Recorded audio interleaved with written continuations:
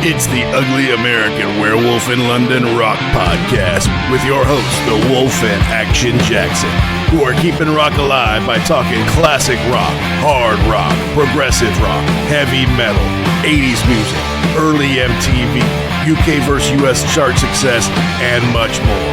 This is the home of classic album and live concert reviews and your place for interviews with artists and legends. You're rocking with the Wolf.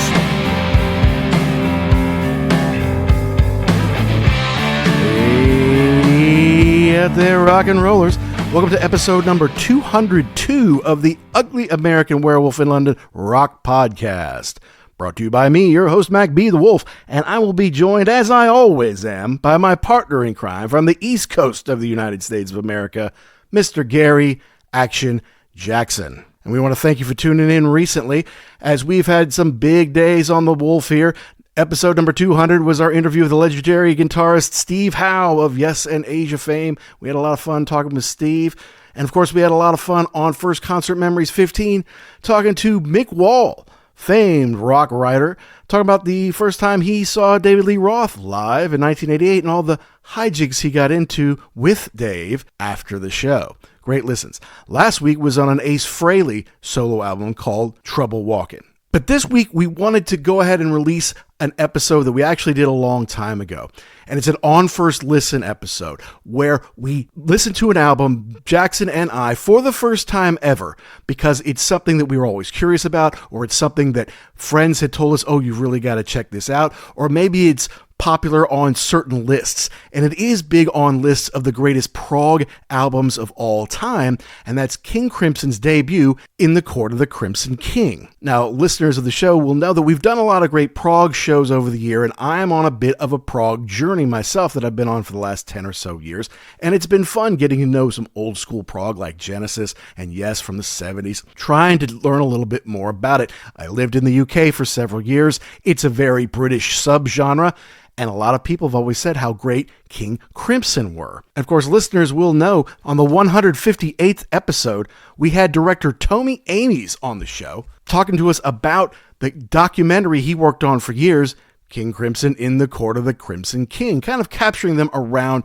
the 50th anniversary of the band. And not only did it kind of chronicle the version of the band that's out there live, doing it every week, following them around, but also getting feedback from all the surviving members of the band throughout their 50-year history. But when we recorded this, we had not yet met Toby or seen his incredible documentary. And I do recommend you check it out, because even if you're not a big King Crimson fan, if you like documentaries about bands, this is one that I think you'd like. So we're giving it our first listen. Only problem with something like a prog album like this, it's very dense. There's a lot of moving parts. There's a lot of things going on in there. So one listen's not going to be enough. You've got to give it a few just to better understand everything that's going on in the background, in the foreground, in the middle ground, everywhere. And the mercurial Robert Fripp is there kind of directing traffic, but there's some really great work by great musicians on here. It's not the kind of rock and roll we usually listen to. It's a little highbrow, it's very jazzy, and some of it's very experimental. And for those who love that, I think this is a real masterpiece for them. Is it for a couple of rock and roll heads like me and Jackson? Well, you have to listen to find out. But first, we have a little bit of business to take care of. As always, we like to mention we are proud members of the Pantheon Podcast Network, a family of over 100 shows. You can learn more at pantheonpodcast.com or follow on socials at Pantheon Pods. And if you haven't already been to our sponsor, rarevinyl.com, you're doing yourself a disservice, guys. Because though they're based in the UK, they ship all over the world, and they procure items from all over the world as well. And they have a lot of great prog stuff in there, including, yes, some King Crimson stuff.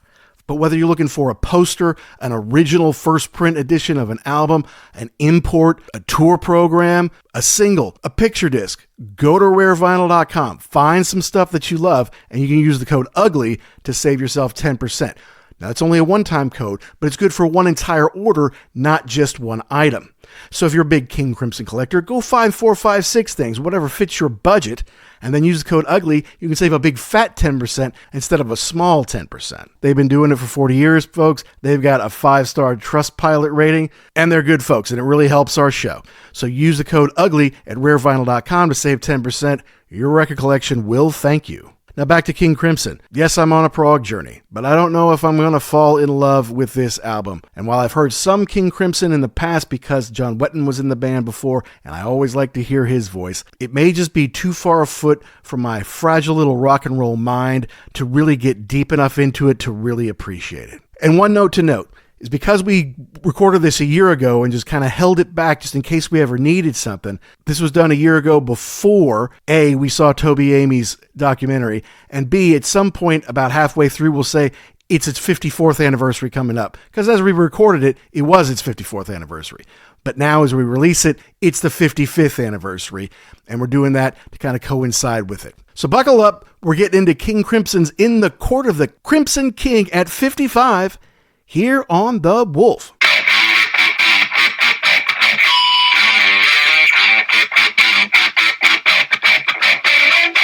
Any opening remarks? We've been talking about this for a while, back and forth. This is the king daddy of all prog rock. This is where it started. So we figured we'd jump in on this. I've never heard anything on here. I know we've talked Emerson, Lake and Palmer, and we have heard the one track off of that. Never heard any track off of this record. You never heard any of the Court of the Crimson King, the final song? I may have, but not that it really made an impression on me. Mm-hmm. So I may have heard it on the radio in passing, but no. Well, and to be honest with you, I don't know if I even heard it. I think I'd heard it on the radio, but John Wetton would play some of this. Mm-hmm. I'm fairly certain he did it on the Tokyo tapes with Steve Hackett, but I also am certain that, when Asia got back together in the 2000s, famously when they first started, like in 82, they didn't ever want to do any stuff from their old bands. Like, nope, this is a new band, and we're not doing those 10, 20-minute prog songs. We got these, nice, tight 4-minute pop songs. We're going to do those. When they got back together, they're like, we can celebrate our past bands. There's nothing wrong with that. We don't have to overdo it, but, we do something. They would do Fanfare for the Common Man for ELP, and they do Video Killed the Radio Star for Jeff. But Steve would often do Clap, his acoustic kind of solo thing. And then, but they'd also do maybe Roundabout, and then for John's former stuff, he would do Court of the Crimson King. Even though he did not record that song, he wasn't in the band when they made that. He was the lead singer in King Crimson. He took over for Greg Lake, and so his time in King Crimson, that's something obviously he had to sing every night. And it's probably, let's face it, the most well-known of the songs he would do. I mean, the stuff that they did on Red and Larks and Tongues Aspic, which is a very strange title. It's Starless and Bible Black. I mean, for the real prog heads, they know that, but for the average fan, they probably don't. So, and the line, in the Court of the Crimson King, it's like, oh, I know what this is. It's Court of the Crimson King. It's like, yeah, he just said that, fool. But look, the only thing I really knew about it growing up, maybe when we lived together when we were young, is the cover, right? The dude looking like he's... is he screaming?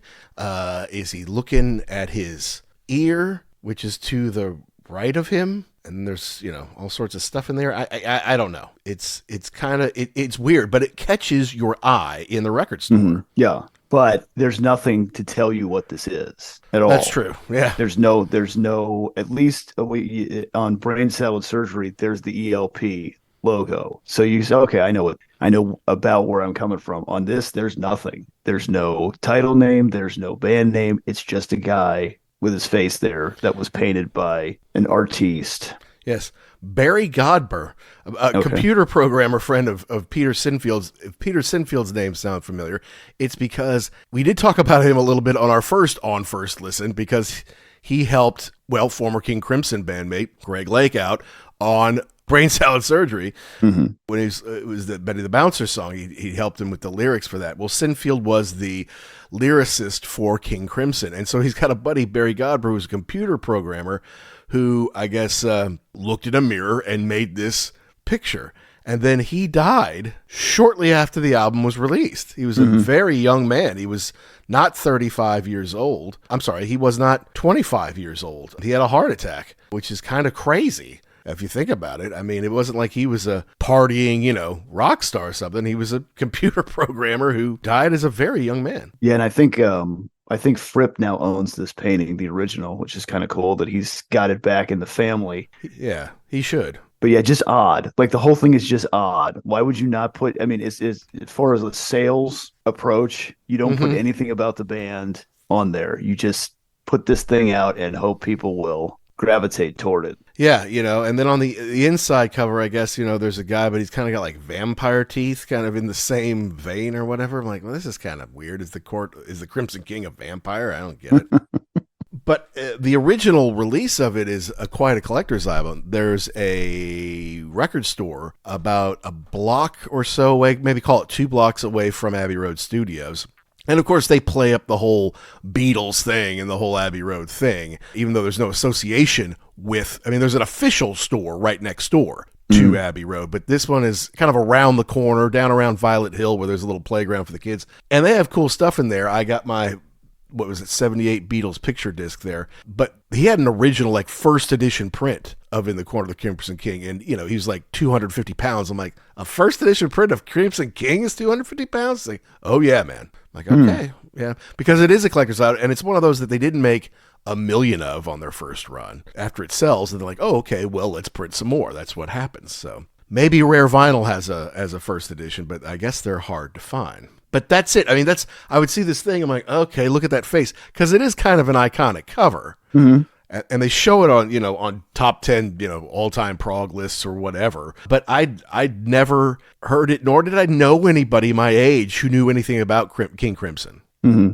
Yeah, I don't remember discussing this in high school. I don't remember anybody saying, oh, you have to listen to this. I think it was later on when that undertone of what this thing was and the impact that it had on later records came in. I don't remember anybody talking about this back in the day. Yeah, obviously this is pretty old now. When did this come out in 69? This is almost 69. 55 years old. It's older than we are.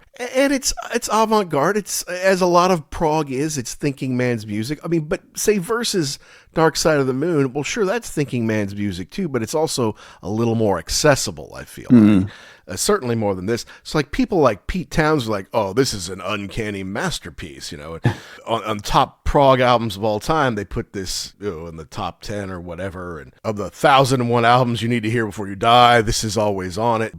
And I think that to the rock critics, it actually scored pretty well at the time. Of course, Robert Christgau at the Village Voice trashed it because that's what people in New York do. They trash everything.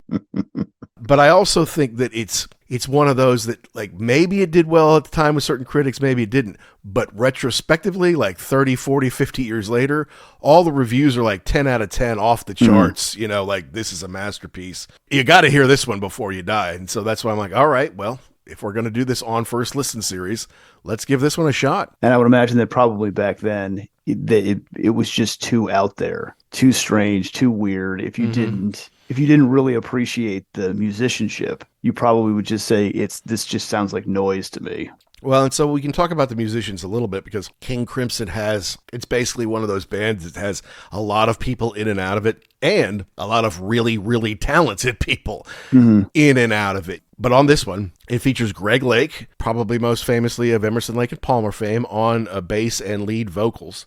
And then Robert Fripp on guitars. And Robert Fripp is King Crimson. He's the founder and kind of main creative force, I would say, behind it. Is he the only steady person in the band? Correct. Okay. Correct. And of course, he's married to Toya, who, for our US fans, is kind of a UK pop singer. I think she was kind of big in the 80s.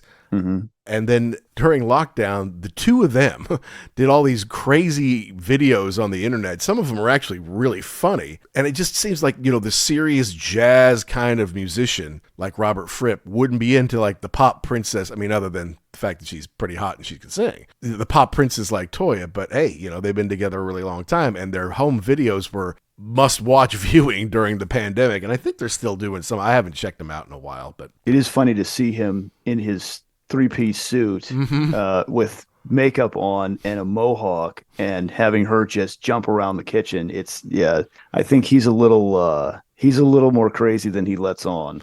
Maybe so. He's also maybe a little mercurial.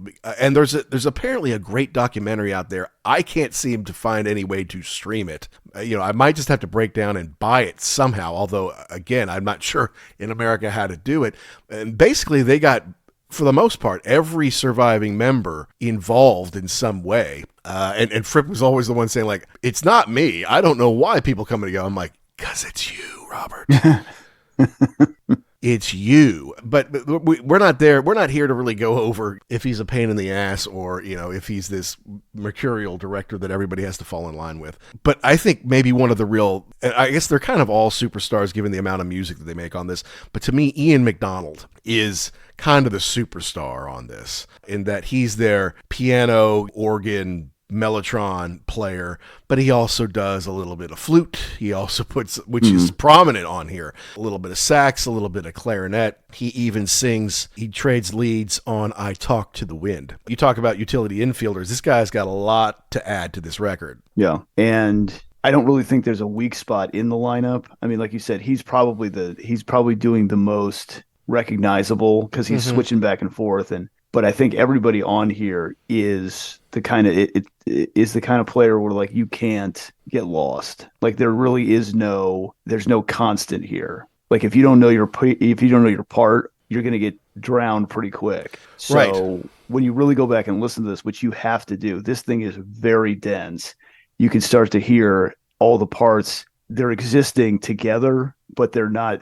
They're working together, but not really. Like I said, if you don't know what you're doing, you're going to get lost. Yeah, it's very jazzy, and just so I don't forget to mention, Michael Giles was the drummer on this one. But they've had great folks in their band. Tony Levin has been in the band, Bill Bruford and John Wetton, Mel Collins on the saxophone. I mean, there's just lots of great talent throughout the many, many, many years at this point. But you're right. I mean, you got to keep up, man. Yeah, you got to keep up somehow. Adrian Belew was in the band, So Michael Giles here, he was really only in the band from the beginning, and that's about it, And then they started to have other folks in. Bill Bruford had a long tenure in the band, although they kind of took breaks for a while. But lots of well, there's a lot of music to play, isn't there?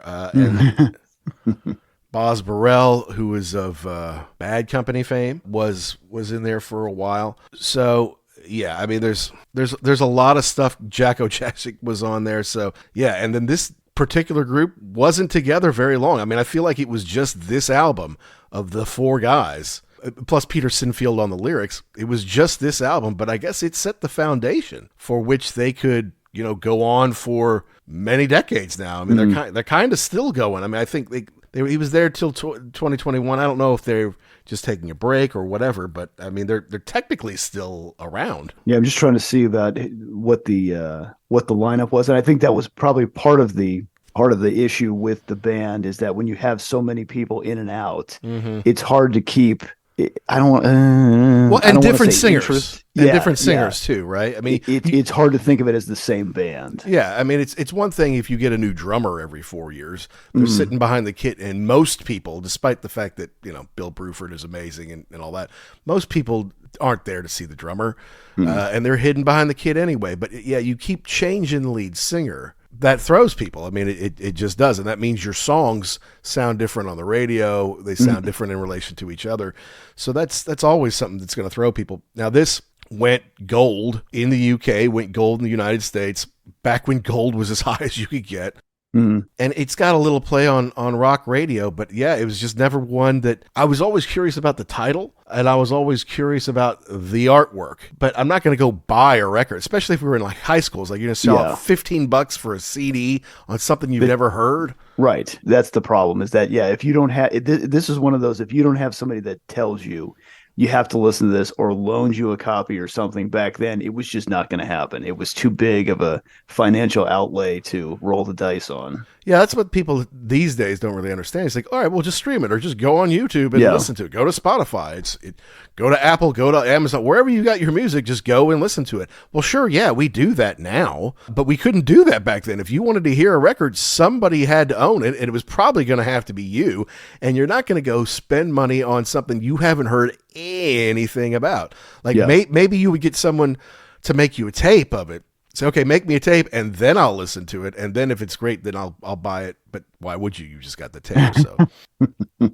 But no, I mean, I didn't know this. In 2015, Rolling Stone named it the second greatest prog rock album of all time, behind Dark Side of the Moon. Huh. That's high cotton indeed. Not that Rolling Stone knows a hell of a lot about prog or anything, it seems these days, but I mean, that's high praise. And you could almost argue that this is better if you're talking about prog rock, because there is so much more there's I'm gonna say more or less, but there's less structure to the record. I mean, there's a lot more just extended musical parts of this, where Dark Side of the Moon is not. Dark Side of the Moon is much tighter. There are more singles on it. This is much more open, and you're going to go for a ride. Yeah, there's only 5 songs on the record, the shortest of which is 6 minutes long. The longest is 12 plus, which means, like a lot of this prog stuff, you got to dial in and listen. You don't listen to it casually, right? You don't listen to it in the car. You don't listen to it when you've got people over. You put your headphones on and you block the world out, and you're like, okay, let's see what I can hear on this, because there's a lot going on. But that brings up an interesting point. You said there's only 1, 2, 3, 4. There's only 5 tracks, right? Yep. But is there more than that? Because 4 of them have other pieces of music inside of them. Or they have other titles inside of them. Right. Right. Yeah. I mean, no. 21st Century Schitzoid Man, including Mirrors, right? Epitaph, including March for No Reason and Tomorrow. It's like, wait, just play a song. There's a song, you name it, it's fine. What's wrong with you? But see, and this is why some of this didn't catch on this side of the pond, because you're too smart. You're out thinking yourself. You're a little too clever. And again, this is one of those that it did a little bit better in the UK, right? Went to number 5 in the UK, got praise from some of the biggest rock stars in the UK. Went to 28 in the US, which is pretty respectable. Went gold in both places, but compared to what Americans were up to in 69, like, well, okay, this is a little too much. Like, you wouldn't play this at Woodstock. It would be too whatever. Hi, this is Toby Amies, the director of the rock and roll documentary In the Court of the Crimson King, King Crimson at 50, and you are listening to the Ugly American Werewolf in London podcast. So, all right, let's jump in, because so we start off with 21st Century Schitzoid Man. Not a bad. The beat at the beginning is not bad. I mean, it's kind of catchy. You can get into it. And then the lyrics come in, I guess, and they're heavily distorted. Greg Lake is a fantastic singer, but this could have been anybody. It's just yelling into the microphone, kind of these nonsensical phrases. Yeah, I thought maybe it was through a bullhorn, but you're right. It's totally distorted. And the horns are there's some big horns, but that could even be the mellotron, so I'm not even 100% sure what it is. Okay, so yeah, you hear Greg's vocals, maybe through a bullhorn, maybe not. Okay, and then there's basically a jazz jam is the best thing I could describe it as, right? Yeah. And I like what Greg Lake is doing underneath there. Like we said on our Emerson, Lake and Palmer on First Listen, Greg probably doesn't get the credit he deserves as a musician. He probably gets it as a singer. But as a bass player, he's actually quite good. I don't know. It was just... Okay. I guess it's just not the kind of rock guitar stuff that I'm used to. Certainly not from what was coming out at this time. It's not like Jimmy Page, Peter Green, Eric Clapton kind of stuff, right? Do you like it? Well, it's not that... No, I don't like it. I don't like the way that it sounds. No, I don't like it. Well, but I think that's on purpose. Like he's putting in something that's atonal. Like this is going to go against the grain. And so this is part of the whole thing is I don't like it, but I can respect what he's doing because he's doing his own thing. Like everybody else is doing A, I'm going to do B. And I think that was always his calling card, is that he's just a weirdo. Like he just does whatever he wants to. Like I know one of the deals was that as much as we love Jimmy Page out in front with the dragon pants on and the cello bow playing the guitar, Fripp is sitting down. He's not flashy. He's not. He's very technically proficient and he's going to do his own thing. But to me, the part of this where they stop and start has to be insanely hard, because if you miss that, you're going to screw the whole thing up. Right. So that's one thing that really, like, when they get to the point where they'll stop for a beat or two and then come back and stop and go again, I can't even imagine how hard that is to play. And once you screw that up, that's going to be I'm sure everybody's screaming at each other about how you can't figure out what you're doing. Probably so. And that's probably why people kind of just decide to leave the band. Like, can I just play something that's fun instead of something that's easy? Like, this is not easy to play. Like, this is in 13/8 time. Exactly. How did you not know that? What's wrong with you? Yeah. Can't you count? It's like, okay, Robert. And then the end, there's an extended jam at the end. Mm-hmm. God, a lot of that is just noise to me, dude. I mean, you say atonal, that's right. Noise is another way to describe it, So I don't know.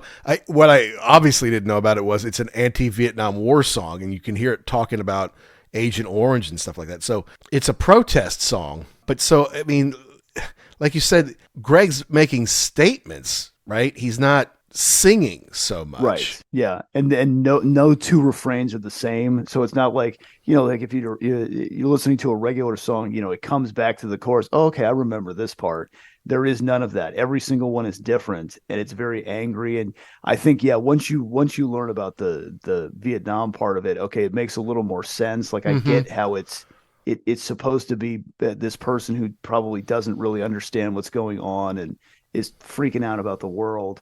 I get that, but as far as listening to it for enjoyment, it's kind of rough. Yeah, here's the middle stanza. Blood rack, barbed wire, politician's funeral pyre, innocents raped with napalm fire. 21st century Schitzoid Man. I mean, okay, well, you guys are smart, and hey, I'm all about, you want to protest the war, great. I'm against war for the most part, but yeah, it feels longer than it even is. And it's pretty long to me, if you ask me. How long is it? 7.5 feels like about 12. Yeah. And all four of them get credit, plus Peter Sinfield for the writing on this one. Well, if you like 12-minute songs, you're in for a doozy a little later. Yeah, that's for sure. So and it says including mirrors. I don't really know what that means. I mean, there's no section that's marked off as mirrors. Maybe the end is mirrors, because it's like they're reflecting the stuff that sounds good with the atonal stuff that sounds like shit. I don't know. Yeah. It does not give you a good spot as to where it begins. I thought that was when they kind of go into the other part of this at like 2:08. I thought that's what the mirrors was, but I mean, it might not be. I don't know. Okay. So you got that weird epic thing to start it off. Then you go to I Talk to the Wind. You reach down, you pull the emergency brake, and you do a 180 turn to, yes, I Talk to the Wind. Which is a soft, sweet, lilting, almost medieval, Baroque kind of thing. And I guess, was it laying around? Yeah, it was laying around. So Michael Giles and his brother, I guess, had a band with Robert called Giles, and Fripp. Mm-hmm. And I Talk to the Wind was left over from those days, because it's a 44-minute record. And so they threw this on there, I guess, because it was to show we have another side. It's not just this heavy-duty, super prog, even though that wasn't necessarily a word back then, but like not this heavy jazz, classical weirdo stuff. We've also got this softer side to us. And Peter Sinfield said that this was his favorite lyric on this song that he ever wrote. But this is a lot more accessible. It's not hard rock. It's more of a ballad kind of thing. But this is I guess you could use the word, it's a pretty song. Right. And there's not a whole lot going on with the music, or a lot less so than the first track. It's really more of a bed for Lake to sing over. So it's a nice, after you got through that first one, you kind of need to rest a little bit. And this is a nice way to hear from Ian McDonald. I mean, I got to say that I like it. It's very chill, pretty mellow. It's not something I would normally listen to. It's like, oh man, I need to put on I Talk to the Wind, kind of thing. But on this record, to me, I mean, it kind of stands out a little bit. And the lyrics, I mean, I know he says he loves the lyrics, but I mean, there's not a ton going on with the lyrics. I mean, you say your words are carried away and I talk to the wind and the wind does not hear. I mean, that's like half the song. The wind cannot hear. I don't know. I mean, you don't possess me, don't impress me, just upset my mind, can't instruct me or conduct me, just use up my time. What do you think that's about? Yeah. I don't know. Probably some kind of relationship, I would imagine. And then said the straight man to the late man. Now you're just rhyming words together. But I'll tell you one thing I did notice, and this was probably after like the third or fourth time that I listened to this. The drumming on this is a little more complicated than I thought. He's doing some stuff back there. It's not pocket drumming. He's messing around, and it fits into this song. But like I said, the more that I listen to it, I'm like, well, there's more there than I originally thought. Yeah, look, there's usually a lot going on first listen, which is the name of this. You can't just listen to it once. Right. Even if you don't like it, you need to go back and listen to it again so you understand all the textures and all the pieces that are behind. See, to me, when it comes to like movies or something like that, generally speaking, you need to watch a movie 2 or 3 times, because the first time you see a movie, especially you see it like in the theater with this huge screen and all this sound, you're really just following the dialogue. You're just trying to keep up with the story. If you go and watch it a second or third time, then you see all the subtle tie-ins to the plot that maybe you missed the first time. Like, oh, so that's how they knew each other. Or, oh, he prefaced that with this conversation before it happened, here in the second act or whatever kind of thing. And I feel like on an album like this, you can't just listen to it once and say, I get it. You got to listen to it, say, okay, some of that I got, some of that I didn't. And then you got to go back and listen to it a couple more times to really understand it. This is one of the simpler ones, I would say, on the record. And right. Easy to listen to. And back to your movie analogy too, it's something like this, like you see kind of how the things fit together. Like on the first time that you go through this, there's a lot of it where it's just, what did I just listen to? That was a lot. And then you go in and you see how they kind of, they track them and they fit together. And my favorite thing about a movie too is when they have the twist at the end. Right. And then you go back and watch it, you're like, okay, wait a minute, I know what's going to happen now. How does that relate to the rest of the how do they set plot? that up? Yeah, correct. And so this is kind of the same thing too, like, okay, I see what you're trying to do at the end here, and then how does that fit into the rest of this? So like we were talking about before, you can't listen to this like casually or you're going to miss stuff. You have to really pay attention. And it's not something that you're going to, like listen to in the car or while you're making dinner or something like that. You really got to put the time in. Right. Exactly. Yeah. So it's funny that it was released October 12th, 1969. That's about to be 54 years ago, like this week. Nuts. But anyway, all right, so that's that one I like. Okay, now we get into the last song on the first side. Song number 3, almost 9 minutes in lake, Epitaph. But it's Epitaph with, including March for No Reason and Tomorrow. Now, March for No Reason. Okay, I can feel a little bit of political or protest in a title like that. Tomorrow, I'm not sure. It's another one where all of them got the writing credit. But what after the first 2, what do you feel about this one? So now we're changing gears again with that kettle drum intro. This is way darker than the last one. The last one was nice and floaty and light, and you can tell this is much more serious right from the beginning. Yeah, I mean, my notes on the beginning were kind of epic and sad. Okay. Epic, yeah, but with the sound, like you said, the drums and the kind of the start here, but it's also, it's not like epic, here we go, rise, all of us, it's more like, oh, it's epic that our lives are shit. Exactly. It's like, here we go, but in the wrong direction. Yeah. Although this is I have my note here is this is the first time that Lake actually really gets to sing, because even on the last one, it's just kind of in a register that doesn't really go anywhere. It's really soft and high. That's right. Yeah. Correct. This one, he really gets to sing. Yeah, that's true. There's a lot of mellotron all over this thing for sure. Actually, I had a new note that says this sounds very Moody Blues to me. Okay. I would agree with that. Yes. Yeah. Very prog, very lush. It's a little bit like a classical masterpiece, but it is a protest of the Cold War, and the fate of mankind is in the hands of fools. So this is starting to become something you can relate to, I feel like, a little bit here, Yeah. Yeah, this one is more accessible than your Schitzoid Man, because you can hear what he's singing about.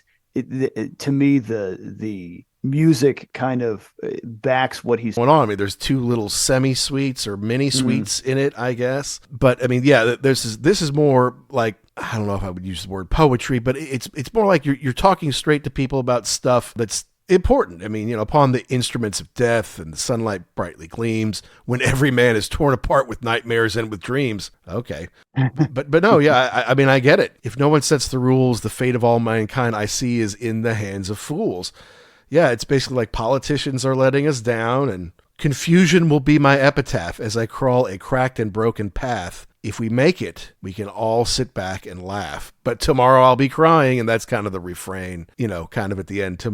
Yes, I fear tomorrow I'll be crying, tomorrow I'll be crying. Because, yeah, there's people killing each other for no good damn reason. And that's the thing, too, I think we need to remember with listening to this record. We did not go through any of that. Like, by the time we were conscious of anything, Vietnam had been over, and so and we did technically live through the end of the Cold War, but I mean, to me, that I mean, there was, yes, Russia was on the other side of the ocean, and okay, but at this point in time, it was a lot more real, and people were looking at things every day, wondering, is the world going to end? Yeah, I know. Yeah. And the thing is, like, I remember maybe in 6th grade when you start to talk about world stuff and we started to study like the communist bloc and stuff like that. Then maybe I got a little nervous. And I remember, let's see here, in the 6th grade, that was probably 85 or so for us. But 84 was the LA Olympics. And there's a huge boycott of all the communist countries, like all of them. Right. Like, it wasn't just Russia. It was like, I think maybe Romania came through. But other than that, all those Eastern European communist countries all said, no, we're not going, which is why America won like 250 medals. Like, we just crushed it because there was no one there to compete against us, not to mention we're on our home soil, which I think cost McDonald's millions and millions because they had this like scratch offs basically. Hey, if we win a gold medal, you get a free Happy Meal, or like get a silver medal in archery or what. Well, we won something in everything basically, so they were just throwing burgers at us. But no, yeah, I mean, this is a nice song. I mean, good acoustic work, I feel like, from Robert here. I didn't realize that it was released as a single in 76 though.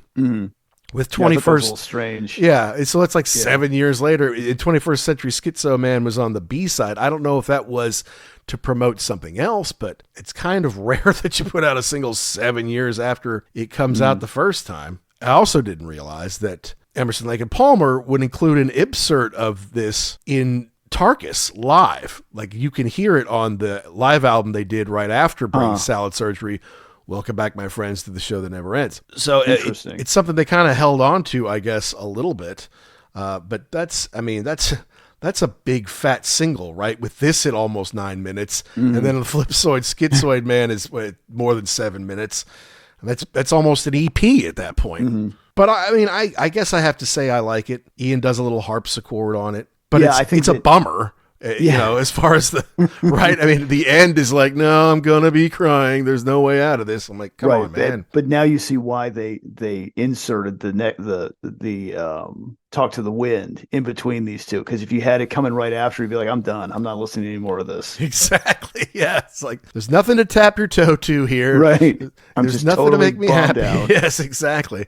But I Talk to the Wind. It's like, hi, honey. Here, let me play this song for you. Oh, this is nice. Let me hear the rest of this. Okay, you asked for it. But that's side one of In the Court of the Crimson King. Those where the short songs are. Now we get to the long songs, if you will, where nothing is under 9 minutes long, including the epic Moonchild, not to be confused for 1 second with Moonchild by Iron Maiden off Seventh Son of a Seventh Son. Although I couldn't help but think of that when I was listening to this. Well, and you know what? Here's the thing. Steve Harris talks a lot about how, like, he was actually pretty into prog. And I can see that. Yeah. Stuff like Genesis and some of the longer Yes stuff. I mean, of course, he's the bass of Chris Squire must have inspired him on some level, but he's like, I used to like that stuff. Obviously, as they've gotten older, they've done some really long and epic songs that, sure, it's heavy metal, but I think you would have to call some of that stuff proggy. Yeah, I'd be interested to see hear his take on this, especially when he named one of the songs after this. Is it a coincidence? I don't know. It's kind of hard to think that it is. But yeah, I'd like to know what he thinks of this record in particular. Well, like, did he spend hours listening to it as a kid? Who knows? Yeah, I don't know. I mean, it doesn't sound like it. You wouldn't listen to his first 4 albums like, oh yeah, that guy's listening to King Crimson. Right. But can you take bits and pieces of this and say, okay, I see, I'm going to pick out what I like and make my own thing based on that? Don't know. So this is Moonchild, including The Dream and The Illusion. Mm-hmm. And it starts as a ballad. So again, this isn't like heavy metal. I mean, we're on the 4th song now, and all of them but the first one are pretty, for lack of a better word. They're like, there's some really nice pieces through the vocals, and then for a bit. But then at about the 6-minute mark or so, it starts to get a little experimental, if you will. Yes. To the point where it's like, were you just fooling around, or what's the deal? At least in the first track, you could tell it was a piece of music. Like they worked on it, they wrote it. There's some nice back and forth. This to me just seems like they were in the studio just recording whatever they wanted to. It doesn't go together. It's you almost kind of forget it's on, and then it comes back again. Like, okay, what are we doing here? Yeah, no, it's kind of like a Grateful Dead Space Jam kind of thing, really. I mean, so the first section, which I guess is The Dream, that's McDonald on the mellotron, 2.5 minutes, nice song, but then it changes into this kind of free-for-all improvisation, and then, but like at the 6 minute, then the syncopated drums really come in, which is, I mean, it's weird. I mean, I think it's one of those things that critics like, but I don't know that anybody listening's like, yes, this is nice to listen to. I mean, you can appreciate it for the talent that it takes to do it, but do you really want to sit and listen to it?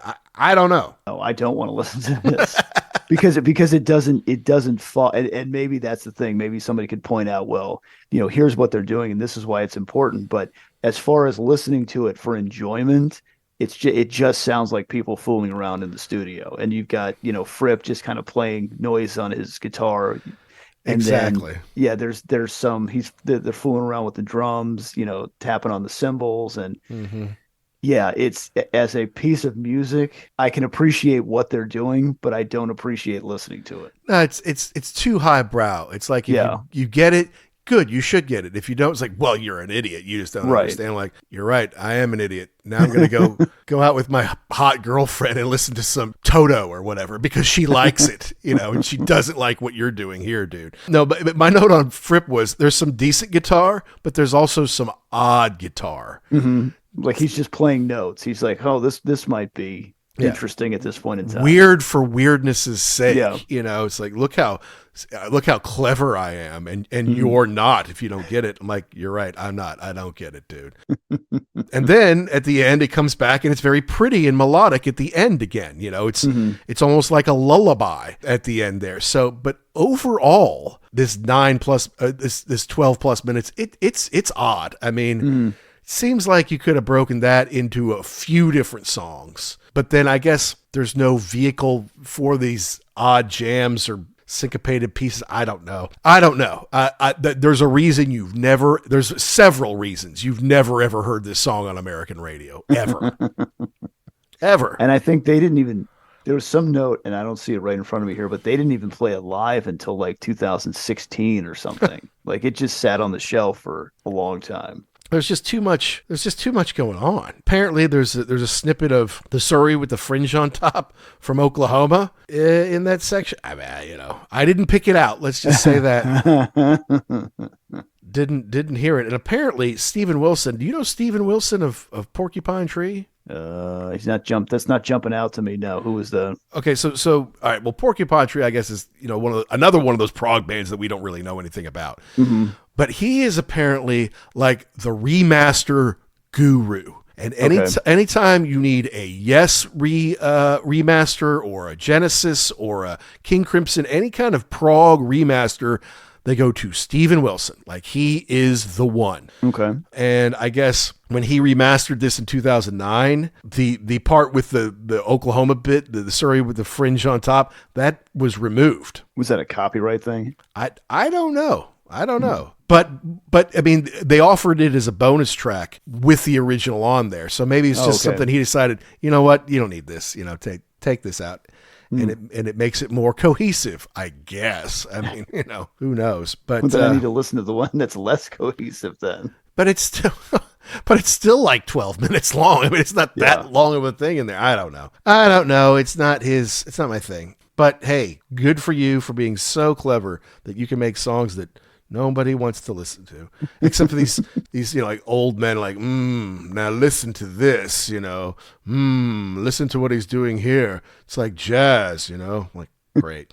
And enjoy your jazz. I'd rather hear some jazz. Hi, this is Oliver Wakeman, and you're listening to the Ugly American Werewolf in London. All right. So then we get to the penultimate track, The Court of the Crimson King. Including... Oh, God. Including Return of the Fire Witch and Dance of the Puppets. Oh. So I assume the Fire Witch is, someone the Crimson King has to battle. And then the Puppets is like, well, every king needs puppets around, right? I don't know. Bring me my puppets. Oh, boy. All right. Yeah, so it's 9.5 minutes on the album, but there's an edited version that's only a little over 7 because they had to edit it down a little bit to maybe get on some radio. They did release it as a single. The first 3 minutes and 22 seconds was part 1. The flip side was the next 4 minutes and 25 seconds. That's the B-side, part 2. But then there's a little hidden bit on an album version that goes to 10 minutes. So there's all these different pieces of it, really. It's Ian McDonald wrote this with Peter Sinfield doing the lyrics, of course. And this is, I mean, this is the one that if you've heard anything off the record, this is the one you would have heard. And this one, this is more of like your fantasy epic deal. We're not talking about, I don't think we're talking about anything topical at this point in time. Not that I picked up on. Not that I'm aware of either, no. Interestingly enough, in America, it went to number 80 on the Billboard Top 100, right? Okay. It's the only single ever to chart for King Crimson in the Hot 100 in America, ever. Well, but that makes sense. Name me a King Crimson song. Name me a hit. In the Court of the Crimson King? Yeah. That's it. It's not really a hit necessarily. I mean, going to top 80 doesn't really... get you to meet Dick Clark, It's a top 40. Well, no, but it was top 100. Yeah, exactly. All right. So it's split up into 4 pieces. The main part of the song is split into 4 stanzas, divided by the instrumental section called Return of the Fire Witch. And then it climaxes at about 7 minutes. And then there's a little reprise called The Dance of the Puppets before ending on an abrupt and free time scale. Yeah, we know. It's out there, man. I mean, it's strange. I like, the bit that he sings. I always loved the way John Wetton sang in the Court of the Crimson King. I mean, I've never liked his voice as much as John's, and unfortunately they're compared to each other a lot since John took over for Greg, and then of course Greg took over for a bit for John in Asia. But I don't know, it does. I mean, it sounds like there's an orchestra behind them, probably thanks to the mellotron. It gives it a little bit of grandiosity, if that's a word, grandioseness. Something like that. So then you wonder, would this entire genre of music would not even be around if not for the mellotron? I mean, that's what makes it capable, because you can have all these other sounds at your beck and call without pulling 9,000 instruments into the studio with you. Yeah, I mean, just like Keith Emerson had the Moog Apollo to kind of take Emerson, Lake and Palmer to that next level. Yeah, it's the mellotron and Ian McDonald here on this one. Giving it all this flavor. And so the technology got to a point where they could do this stuff without having to carry an orchestra around with you, right? And there's a heck of a lot more flute. And so I'm thinking here, all right, think about the rock bands or rock albums where the flute is prominent. And I could think of this. I could think of, obviously, Ian Anderson and Jethro Tull. He's probably the most famous flautist in the rock pantheon. Yeah. And then I was thinking of Traffic, with Steve Winwood. There's quite a bit of flute on some of those. John Barleycorn Must Die. And then I'm like, well, anything else? Like, there's not a ton. Flute is not a real hard... I mean, flute, is kind of in and of itself a very... it's not rock and roll. Let's just put it that way. It's not rock and roll. Yeah, it's not mean sounding. It's not tough sounding like you would want in a sax record. Yeah, correct. Right? Yeah. Sax got a little dirtiness to it. Flute, it's too clean, it's too lilting, it's too pretty. It's too nice for rock and roll. I'm not saying I don't like it. It does add some texture to it that's obviously... It works for this stuff. Yeah, it makes it a little more classical sounding. You're right. It works for this because it has all this other stuff to balance it out. But right. I don't know. And then you think it's over, but then there's 3 minutes left. Yeah. There's 1 minute of dead air just about before the reprise, and then more silence, and then that kind of odd at the very end part that's maybe not on every record. These odd mechanical sounds that kind of wind it up. It's like, okay, you guys, you want me to tell you you're smart? You're smart. Now can you get out of the way so I can hear some rock and roll? Is the way I look at this. What does it say after the Court of the Crimson King? There's a hidden track run from 9:41 to 10 minutes on some pressings. And yeah, it's almost kind of hard to hear it. Yeah, it does sound like some kind of machine. I don't know what it is, but running. It's bizarre. It's like, if you really listen to the very end of it, that's your reward. And to the real, if you're going to take acid and go and freak out on this, maybe it's genius, I don't know. But to me, it's like you listen all the way to the end and it's not something funny. It's not something cool. It's not even something melodic. It's this crank thing. I don't. Here's the thing. At the end of our first listen with Brain Salad Surgery, I was like, okay, I get it. And I could listen to it again. I'm not going to listen to it a lot. But like this, I was like, you know what? Thanks, but no thanks, man. I mean, the only reason I ever had any King Crimson albums ever was because John Wetton was on them, know, and I wanted to hear him sing. And that's not me dissing Greg Lake. It was just I didn't really want a King Crimson album anyway. I just wanted to hear more stuff with John Wetton on it. And now I say, okay, well, let's go back to the beginning. The one that sold the best, the one that gets them the most press, whatever you want to call it, has their chart-topping single in America from it. Yeah, I'm like, you know what? I may never, ever listen to this again. If I didn't, it wouldn't surprise me because it is an investment. You can't just put it on. And I can't tell you that I like this, but I can at least appreciate where this took music and the people that were influenced by it. Oh, I can appreciate it. Yeah, the talent is obvious here, and they're doing some stuff avant-garde. They're not trying to be a 2.5 minute pop song. They're trying to stretch the bounds of what rock music do.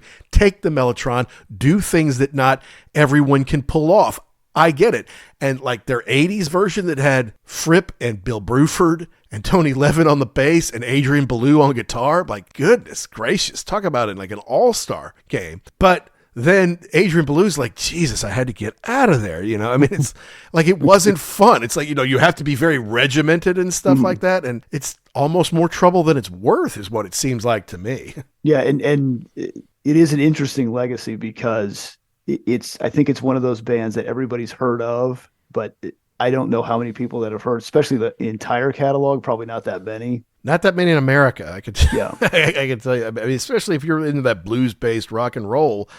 Sure, no, I've got a friend, my friend Peter, who really likes King Crimson. He's totally into them, and he would go see them in a heartbeat, and likes all their different lineups or whatever. So I respect him, because he's my friend, and like his opinion is valuable. It's like, yeah, I like it for all this stuff. I'm like, all right, well, you're into that thinking man stuff. To me, like, Yes is starting to get about as far out as I want, to be honest with you, and around 73, they were doing Tales from Topographic Oceans, and around this time, they were just starting out, right?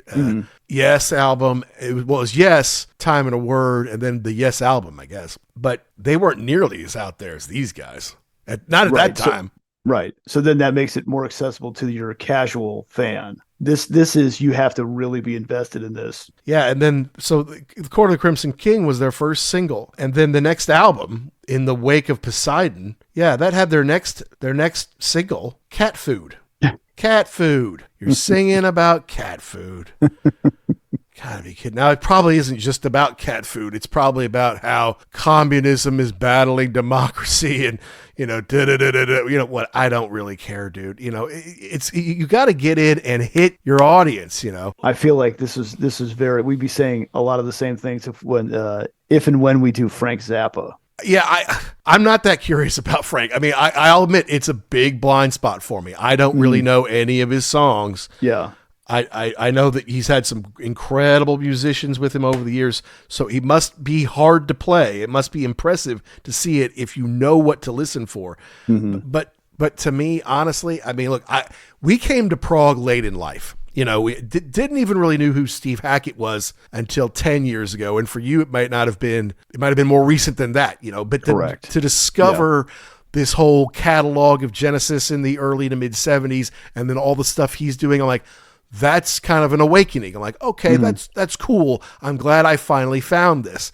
So prog generally, except for the most accessible Yes and Pink Floyd kind of stuff, was really not something that I knew anything about. So I've been on this prog journey, and I've kind of dragged you along with me. Right? You know, I mean, you weren't discovering it on your own. Like, you know, you got to listen to Selling England by the Pound. You got to try something. You got to try Spectral Mornings by Steve Hackett. But this, to me, is too far afield. It's odd for oddness sake. It's look how clever we are. Let's mix some classical with some jazz with some nonsense. You know, I mean, compared to this, Brain Salad Surgery was much more accessible, and some of that was pretty out there. Right. And you can see the progression there. And I think that is the big hurdle, is that there isn't anything that you can kind of tap your toe to. It's dense. It's almost adversarial at times, especially in that Moonchild. It's like, what are we even doing here? So yeah, like I said, I can appreciate it, but I don't think that I could ever listen to this for enjoyment. I can listen to it for educational purposes. Right. But I don't think I could ever enjoy doing that. No, it's not my thing, you know, but But I'm glad I did listen to it. I'm glad because I don't think, other than this show, I don't think I would have ever sat down and listened to it. That's right. Yeah, no, and it takes the mystery out of it. I mean, if I'd never seen it, I'd always be looking at that red-faced cover and be like, is that a masterpiece? Is that something? That's really something I should listen to. That later. I need to check out, you know? Yeah. And it's funny because we've been talking about doing this segment, I mean, really for years. Mm-hmm. And I actually I always thought this would be a good one to do because I know neither of us had ever heard it. And King Crimson is, to the King Crimson heads, they're gods. So they're like, oh, you've got to, hear these guys. So I'm like, and this is the one that always comes up. So I'm like, all right, well, we'll do it. And then one day I think I was on Amazon and it was $4 on CD. So I'm like, all right, well, for $4 or £4 it probably was, which means it was more like $5. But anyway, I'm like, all right, fine, I'll pick it up. And then I still didn't listen to it for like a year and a half or 2 years or whatever, because that would ruin the theme of On First Listen. If I've already heard it, then it doesn't count. So we have to listen to it at the same time for the first time. And so, yeah, I bought it and then it sat on my shelf. And then when I finally listened to it, I'm like, should have streamed this one, man. I could have bought a milkshake with that £5, I want that back, So, yeah, I mean, all kudos to them. Great musicianship. Mm-hmm. And all, but leave it with the heavy thinkers, man, not me.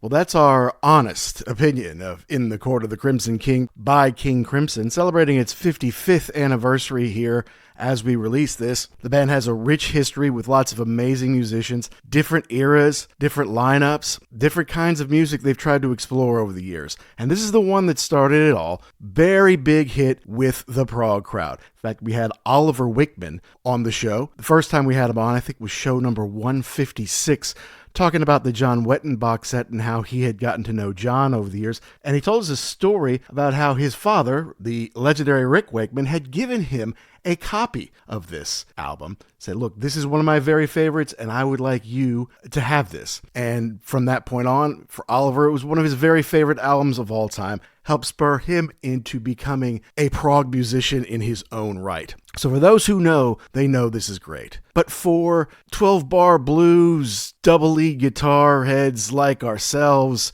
whose favorite bands are like the Stones and Led Zeppelin and Rush, Iron Maiden, Pink Floyd, this is pretty out there. This is very avant-garde, very jazzy. And though I can appreciate the musicianship and the level of talent and intelligence it would take to not only pull this off in the studio, but then perform it live, it's not something I'm going to go seek out. But that's why we do On First Listen. We try to find albums that we don't know, that people in the world have said, this is worth checking out. This is good for one reason or another. And it's hit with a lot of people. It just wasn't a huge hit with us. And we want to know, folks, did we get something right? Did we get something wrong? Did we miss the point? Did we leave out your favorite part? You let us know. Email us. It's uglyamericanwerewolf@gmail.com. You let us know the bands, the albums, the tours, the concerts, the DVDs, the rock properties you want to hear us talk about here on the show. And we need you to please download and subscribe wherever you get this show. Downloads are our lifeblood, folks. It helps us get more guests on the show. It helps us find more rock and rollers like you as we climb up charts. And if you're thinking about it, the best way to help get us more attention is to write